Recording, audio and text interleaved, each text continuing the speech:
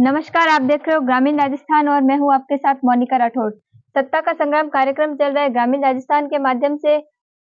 इसी दौरान हम पहुंचते हैं जनता के बीच और जानते हैं जनता के क्या मुद्दे हैं और साथ ही इन प्रत्याशियों के बीच पहुंचते हैं जो अपने आप को प्रबल दावेदार समझते हैं। इसी दौरान हम मौजूद है सोजत विधानसभा क्षेत्र में और हमारे साथ मौजूद है शंकर लाल जी मेघवाल। सर, सबसे पहले तो आपका बहुत बहुत स्वागत है।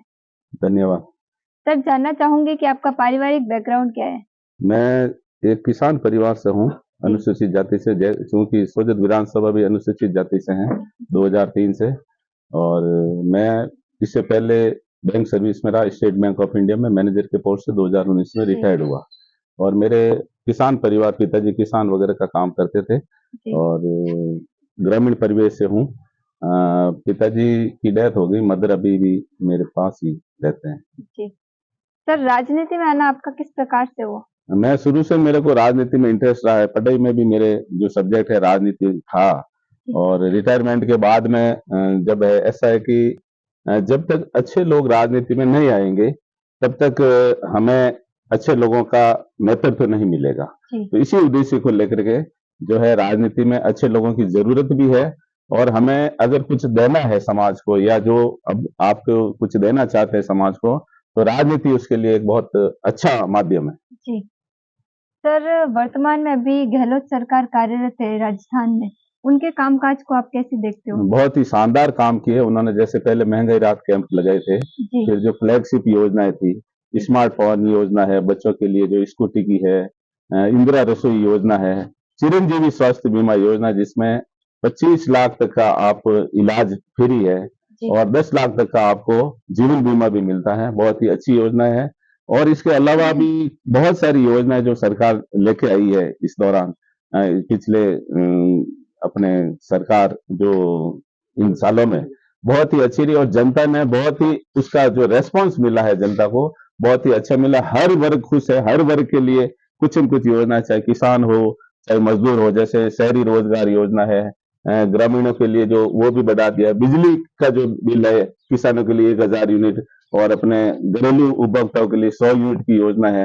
मतलब इतनी योजनाएं लाई कि हर वर्ग, जो एक, जैसे कि हमारे अशोक जी कहते हैं कि आप लेते लेते थक जाओगे लेकिन मैं देते देते नहीं थकूंगा, इस तरह की योजना है। और उस योजनाओं को लेकर ही हम चुनाव मैदान में जाएंगे।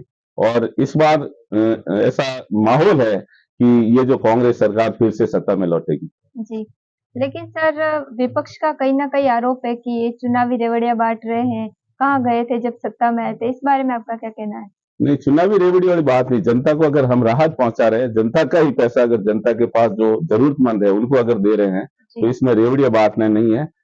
जो भी सरकार, चाहे दूसरी भी सरकार आती है, बीजेपी हो या केंद्र सरकार की, तो वो भी इस तरह की योजनाएं लेके आती है। लेकिन जो लोक लुभावन योजना जो कांग्रेस सरकार, अपने राज्य सरकार लेके आई है, वो जनता के लिए बहुत ही लाभप्रद है और बहुत ही जनता उसको जो है स्वीकार कर रही है। और जनता में उसका अच्छा जो रेस्पॉन्स मिल रहा है जनता को। सर, यहाँ अभी वर्तमान में विधायक शोभा चौहान है, उनके कामकाज को आप कैसे देखते हो? शोभा चौहान जो है यहाँ सोजत में नहीं रहते हैं। उनके पिता जो है सरकारी सेवा में है और ज्यादातर वो जयपुर रहते हैं। और जो है यहाँ इस विधानसभा क्षेत्र में उनका पिछले समय में इतना कोई लगाव भी नहीं रहा और इतने कोई काम भी उन्होंने नहीं करे जितने कराने चाहिए। स्थानीय विधायक हो तो थोड़ा वो उस हिसाब से यहाँ लोगों को समय भी दे पाता है और स्थानीय लोगों की जो मूल समस्या है उनको वो समझ भी पाता है। तो उनका कार्यकाल मैं नहीं समझता कि अच्छा निकला हो। सर, आप अपने जीवन में किन किन पदों पर कार्यरत रहे हैं? मैं जो है बैंक सेवा से, जैसा कि रिटायर्ड हुआ बैंक मैनेजर से, स्टेट बैंक ऑफ इंडिया से। और वर्तमान में भी मैं जो है ब्लॉक कांग्रेस नहीं, इस भारतीय किसान यूनियन का जो है ब्लॉक अध्यक्ष हूँ यहाँ। और ग्राम सेवा सहकारी समिति का भी मैं सदस्य के रूप में हूँ। इसके अलावा अनुसूचित जाति के भी कई पद है, उसमें भी मैं हूँ। और जो है मैंने पिछली बार 2020 में जिला परिषद का सदस्य वार्ड नंबर 3 से चुनाव लड़ा था 2020 में। और सिर्फ जो है बहुत कम अंतर से मैं हारा था। जी सर, शंकर लाल जी मेघवाल में ऐसी क्या विशेषता है जिनको लेकर वह सोजत विधानसभा क्षेत्र की जनता के बीच में आएंगे? सबसे पहले तो मैं स्थानीय हूँ जी इसके अलावा मेरी 39 साल की नौकरी में मैंने 17-18 साल सोजत की जनता के बीच में गुजारे हैं। मैंने जनता को जो है अपनी सेवाएं दी है, और जहां तक मैं समझता हूं जनता जो है आज मेरे को पहचानती है और मेरे को जो काम की जो है रिजल्ट देगी, और जो है मैं आगे भी जनता के बीच में ही रहना चाहता हूँ, जनता की सेवा करना चाहता हूँ। जी सर, ये तो हो गई राजनीतिक बात है। अगर इससे हटकर हम सामाजिक बात करें तो आपने अपने जीवन में अपने स्तर पे क्या-क्या सामाजिक कार्य किए जनता के हित में? सामाजिक कार्यों में तो मैं अभी भी समाज सेवा, जैसे भी कहीं भी होता है समाज सेवा का, कहीं भी जैसे हर समाज सेवा के कार्य में मैं लगा हूँ, धार्मिक कार्य में, आध्यात्मिक कार्य में, और भी कई तरह के जो कार्य होते हैं जहाँ भी मैं अपनी तरफ से जो भी मेरे से बन पड़ता है आर्थिक सहयोग भी देता हूँ, मैं खुद भी जाता हूँ और लोगों को प्रेरित भी करता हूँ। सर, वैसे तो हमारी शुभकामनाएँ आपके साथ है। अगर पार्टी आपको 1% भी चांस नहीं दे, तो आपका आगे क्या एक्शन रहेगा? मैं शुरू से ही पार्टी के साथ रहा हूँ, जी, और अभी भी मैं पार्टी के साथ तन मन धन से हूँ, और आगे भी जो पार्टी मेरे को मौका देगी तो अच्छी बात है, नहीं तो मैं तन मन धन से पार्टी के साथ रहूंगा, कभी भी किसी तरह की कोई गद्दारी नहीं करूंगा पार्टी के जी, साथ, क्योंकि मैं सिद्धांतों से जुड़ा हूँ और पार्टी का एक वफादार सिपाही हूँ। जी। सर, कांग्रेस पार्टी आपको मौका देती है, तो इस सोजत विधानसभा क्षेत्र के कौन-कौन से बड़े मुद्दे रहेंगे, जिन मुद्दों को लेकर आप जनता के बीच में आए?